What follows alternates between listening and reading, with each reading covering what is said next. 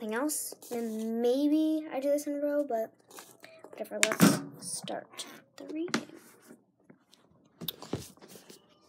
So, here's the book.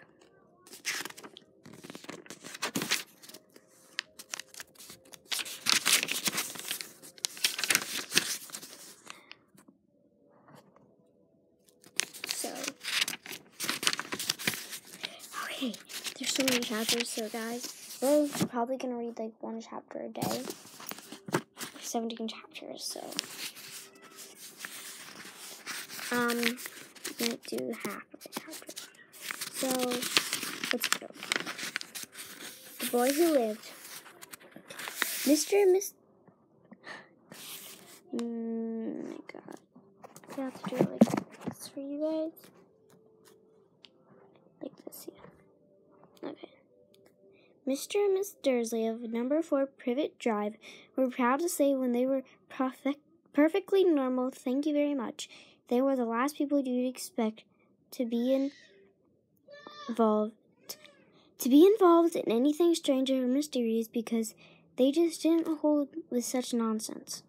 Mr. Dursley was the director of a film called Grunnings, which made drills. He was a big, beefy man with hardly any neck, although he did have a very large mustache. Miss Dursley was thin and blonde and had nearly twice the usual amount of neck, which came in very useful as she spent so much of her time craning over garden fences, spying on the neighbors. The Dursleys had a small son called Dudley. In their opinion, there was no finer boy anywhere.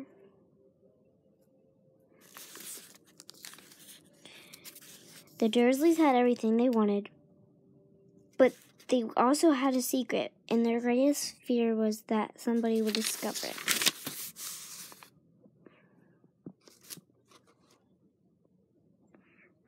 They didn't think they could bear it for anyone found out about the Potters. Miss Potter was Miss Dursley's sister, but they hadn't met for several years. In fact, Miss Dursley pretended she didn't have a sister because her sister... Oh my God, I'm sorry, guys. I did this.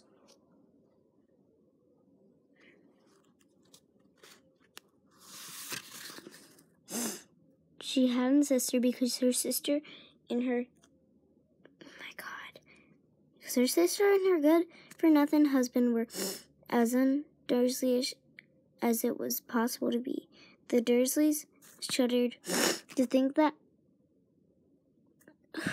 what the neighbors would say if the Potters arrived in the street. The Dursleys knew that then the Potters had a small son, too, but they had never seen him. This boy was another good reason for keeping the Potters away. They didn't want Dudley mixing with a child like that. When Mr. and Miss Dursley woke up on the dull gray Tuesday, our story starts. There was nothing about the cloudy sky outside to suggest that strange and mysterious things would soon be happening all over the country. Mr. Dursley hummed as he picked out his most boring tie for work, and Miss Dursley gossiped away happily as she wrestled a screaming Dudley into his high chair. None of them... Oh my God. So, I'm right here.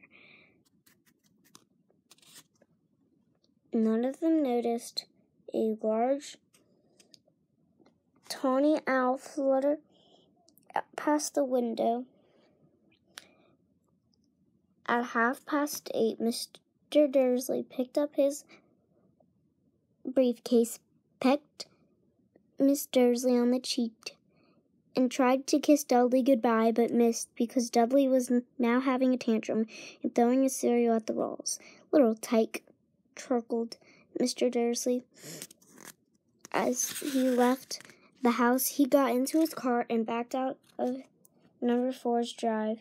It was on the corner of the street that he noticed the first sign of something peculiar. A cat reading a map. For a second, Mr. Dursley didn't realize what he had seen. Then he jerked his head around to look again. There was a tabby cat standing on the corner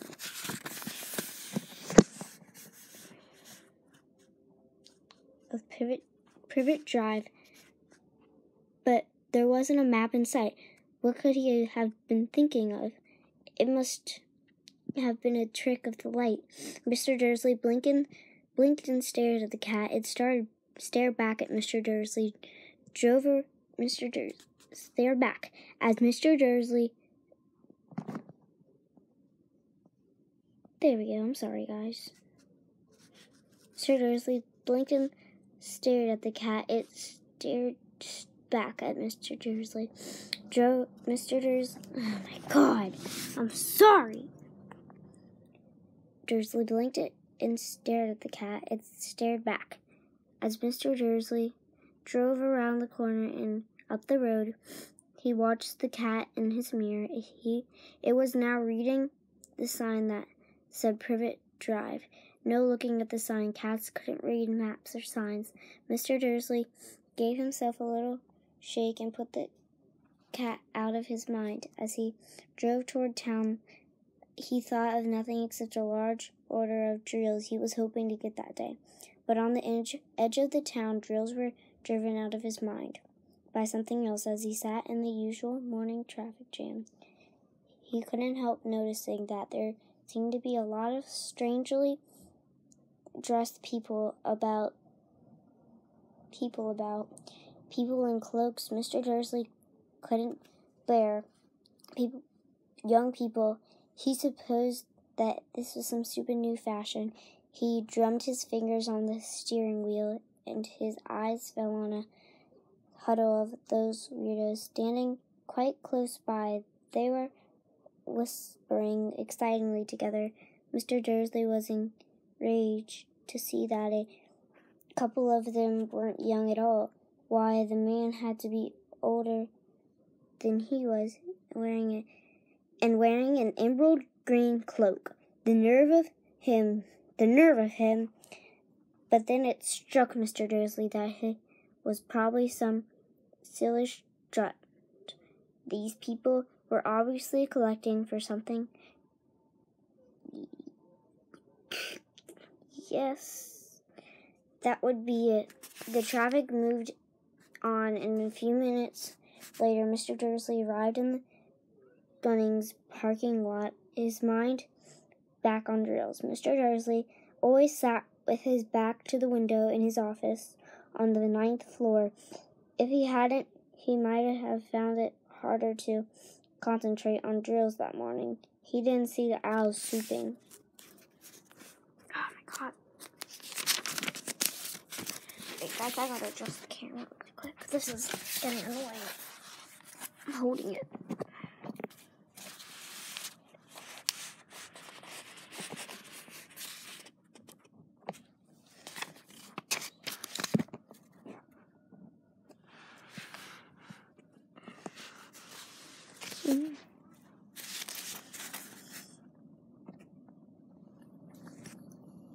Passed in broad daylight, though people down in the street did.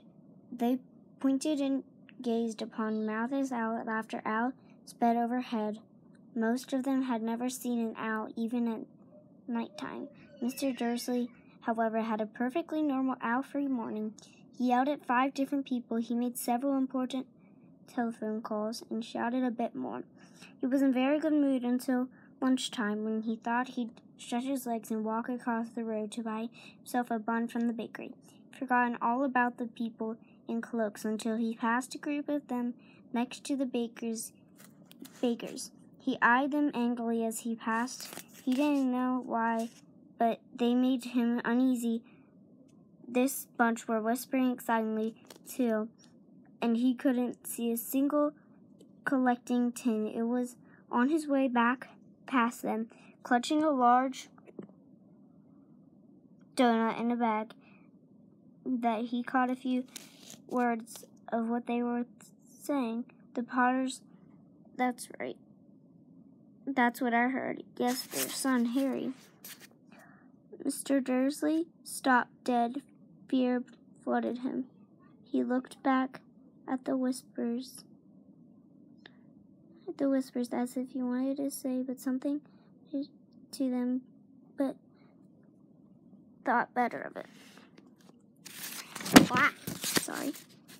He dashed back across the road, hurried up to his office, snapped at his secretary not to disturb him, seized his telephone, and he had almost finished dialing his home number when he changed his mind, but he put the receiver back down and stroked his mustache, blinking.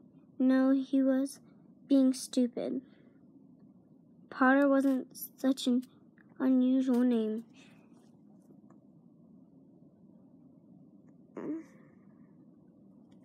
He was sure there were lots of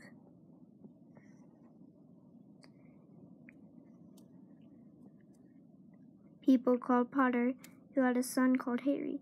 Come to think of it, he wasn't even sure his nephew was called Harry. He'd never seen this boy. It might have been Harvey or Harold. There was no point in worrying. Miss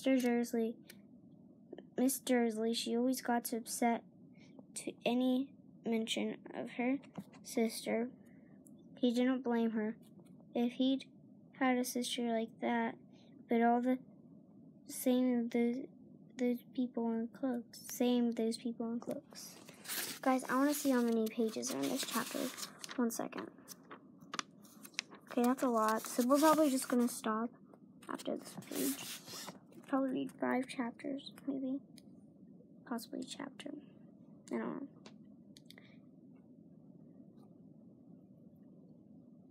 Okay, he found it a lot harder to concentrate on drills that afternoon. And when he left the building, at 5 o'clock, he was still so worried that he walked straight into someone just outside the door. Sorry, he grunted as the tiny man stumbled. I'm sorry, I lost track. And almost fell. It was a few seconds before Mr. Dursley realized that the man was wearing a violet cloak. He didn't seem at all upset at being almost knocked to the ground. On the contrary, his face split into a wide smile, and he said in a squeaky voice that made passerby stare, "Don't be sorry, my dear sir, for nothing could upset me today. Rejoice, for you know who has gone at last. Even muggles like yourself should be celebrating this happy, happy day." And the old man hugged Mr. Dursley around the middle and walked off. Mr. Dursley stood rooted to the spot. He had been hugged by a complete stranger. He also thought he had been called a muggle, whatever that was. He was rattled. He hurried to his car and set off for home, hoping he was imagining things, which he had never hoped before, because he didn't approve of imagination. As he pulled into the driveway of number 4, the first thing he saw, and didn't improve his mood, was the tabby cat he'd spotted that morning. It was now sitting on his garden wall. He was sure it was the same one. It had the same markings around its eyes. Shoot!